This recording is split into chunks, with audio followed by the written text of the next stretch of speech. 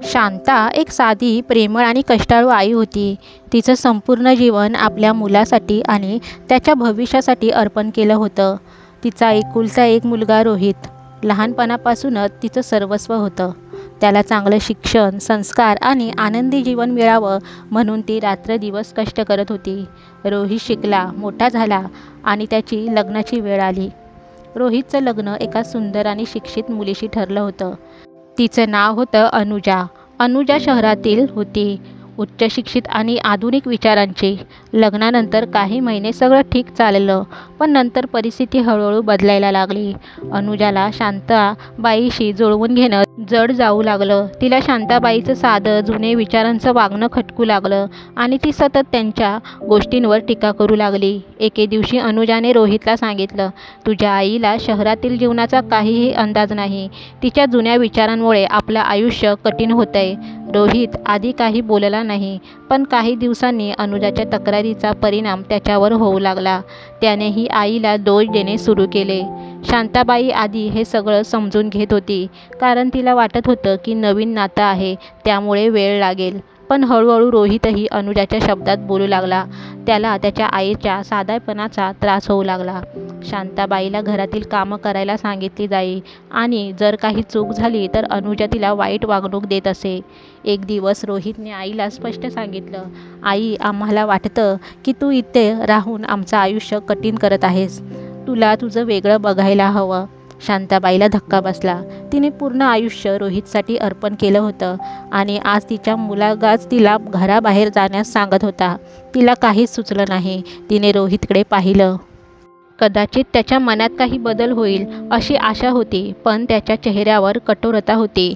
शांताबाई काहीच न बोलता तिच्या खोलीत गेली. तिला समजत नव्हतं की तिच्या कष्टाचं हे फळ मिळत आहे का. ती रात्रभर जागी राहिली. मनात अनंत विचार येत होते. रात्रभर विचार करून शांताबाईंनी ठरवलं की त्या मुलांच्या आनंदासाठी काहीही करतील, जरी त्यासाठी त्यांना घर सोडावं लागलं तरी. दुसऱ्या दिवशी सकाळी त्यांनी रोहितला सांगितलं, बाळ, जर माझं इथं राहणं तुम्हाला त्रासदायक होत असेल तर मी या घरातून बाहेर पडते. मी कधीच तुझं वाईट केलं नाही आणि करणारही नाही. रोहित काही क्षण शांत होता. त्याच्या मनात कदाचित आईसाठी किंचित ममता जागी झाली असेल, पण अनुजाच्या प्रभावाखाली तो आता पूर्ण बदलला होता. त्याने कोणतीही भावना न दाखवता उत्तर दिलं, आई, तुझं जाणं आमच्यासाठी चांगलंच होईल. हे ऐकून शांताबाईचं मन दुखावलं, पण त्या शब्दशून्य झाल्या होत्या. त्या दुसऱ्याच दिवशी आपली बऱ्याच वर्षाची संपत्ती, काही जुनी वस्त्र, काही भांडी आणि काही फोटो एका छोट्या पिशवीत बांधून निघायला तयार झाल्या. त्या घरातून जाताना एकदाही मागे वळून बघितलं नाही, कारण त्या वळून पाहिल्या असत्या तर कदाचित त्यांचं हृदय अधिकच तुटलं असतं. शांताबाई आपल्या गावातल्या एका लहानशा मंदिराजवळ जाऊन राहिल्या. तिथे त्या दिवस काढू लागल्या. मंदिरातल्या लोकांना मदत करत आणि आपली आयुष्यभराची मेहनत विसरून देवाच्या नावात स्वतःला बुडवून घेतल्या.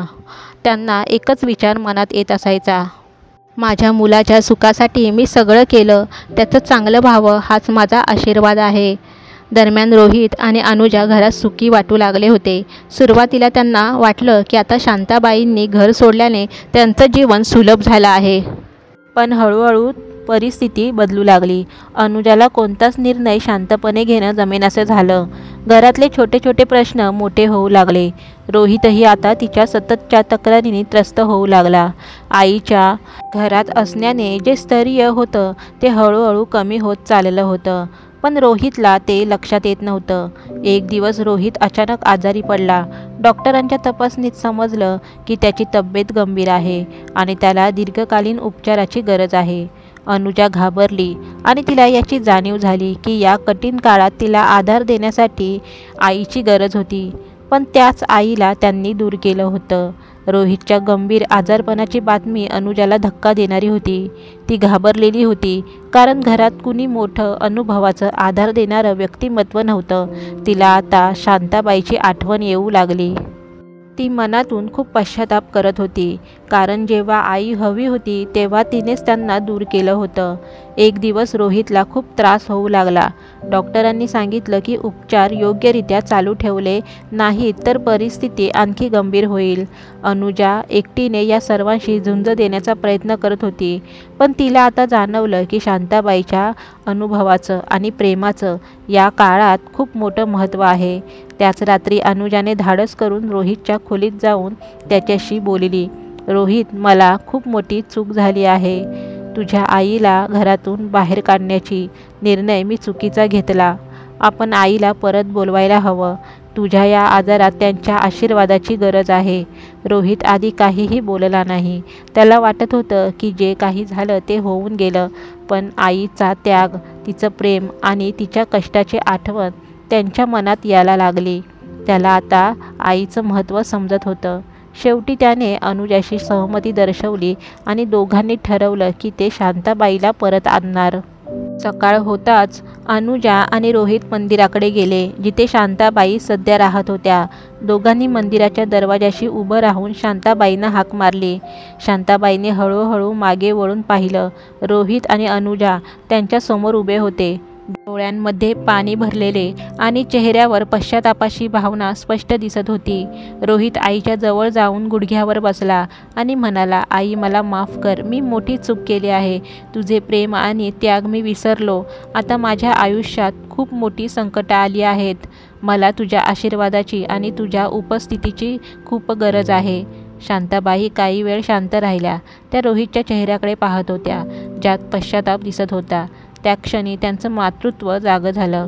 तिथेच त्या रोहितच्या डोक्यावर हात ठेवून म्हणाल्या, मूल कितीही चुकीचं वागला तरी आईच्या मनात कायमच त्याच्यासाठी प्रेम असतं.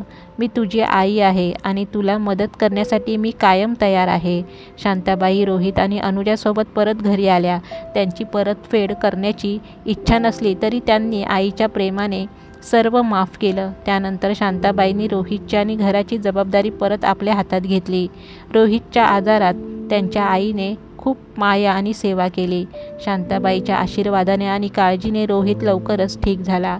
अनुजा आणि रोहित आता पूर्णपणे बदललेले होते. त्यांनी आईला हृदयात स्थान दिलं आणि या गोष्टींमधून आयुष्यभरासाठी एक महत्त्वाचा धडा शिकला. आई वडिलांचं प्रेम, त्याग आणि त्यांची उपस्थिती खरी संपत्ती असते. मित्रांनी मैत्रिणींनो, कथा इथे संपली, पण यातून मिळालेला संदेश कायमचा मनावर कोरला गेला. कधीही आई वडिलांचा आदर कमी करू नका, कारण त्यांच्या आशीर्वादाशिवाय जीवनात यश मिळवणं कठीण असतं. धन्यवाद.